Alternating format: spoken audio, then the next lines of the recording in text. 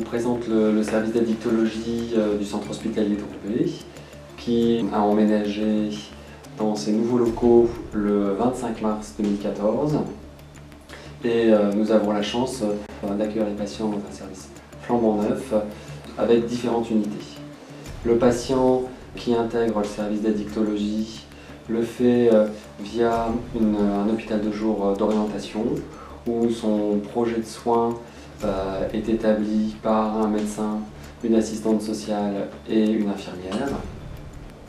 Puis une date d'hospitalisation lui sera proposée dans un service d'hospitalisation conventionnelle qui comprend actuellement 18 lits.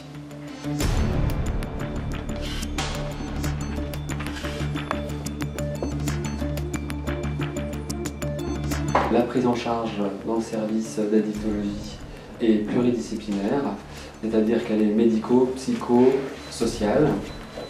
Et nous avons une équipe qui comprend 4 praticiens hospitaliers, 3 équivalents temps plein de psychologues, des travailleurs sociaux et des infirmières et des aides-soignantes. Les patients qui bénéficient d'un sevrage le font pour des problèmes liés à l'alcool, au tabac, aux médicaments et aux substances illicites. Parfois, il arrive que ces substances sont imbriquées les unes dans les autres et que les personnes viennent pour différents problèmes en même temps. Tout cela est évoqué dans le projet de soins et l'accompagnement se fera au cas par cas. Il faut forcément le faire ici. Vous êtes gaucher ou droitier? Droitier. Alors allons-y, vous pouvez vous asseoir ici.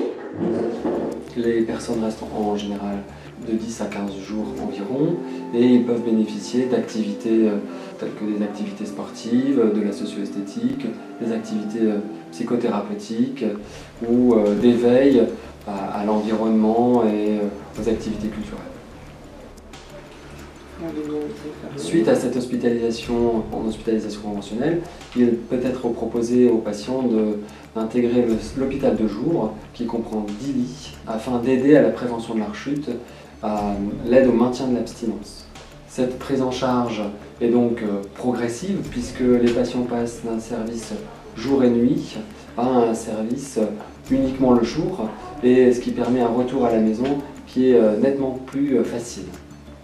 Lors de cet accompagnement, ils rencontrent à tiers-temps les psychologues, à tiers-temps la conseillère économique, sociale et familiale pour justement une aide à l'activité quotidienne, à réadapter sa vie dans la vie de tous les jours et voir ce qu'ils peuvent faire pour remplacer le produit. Le dernier temps est consacré avec l'infirmière et le médecin dans un objectif de réhabilitation, de réinscription de leurs difficultés dans le soin. Et notamment en cas de difficultés ou de problèmes somatiques associés, de refaire le point sur leur situation. Le suivi après l'hôpital de jour se fait essentiellement en consultation et parfois, pour les patients qui le nécessitent, au centre méthadone. Est associée à cette activité d'addictologie une activité essentiellement autour des troubles cognitifs liés à l'alcool, et notamment la Maison Vauban, qui est une maison qui accueille 11 femmes en logement et qui présente la maladie de Korsakoff. Cet accompagnement est assez spécifique, essentiellement orienté autour d'une neuropsychologue et d'un accompagnement de la vie quotidienne avec des aides-soignantes, en collaboration avec le secteur de psychiatrie et le pacte Métropole Nord. Si l'on pouvait donner les avantages du service d'addictologie, on pourrait dire que le projet est individualisé à chaque patient.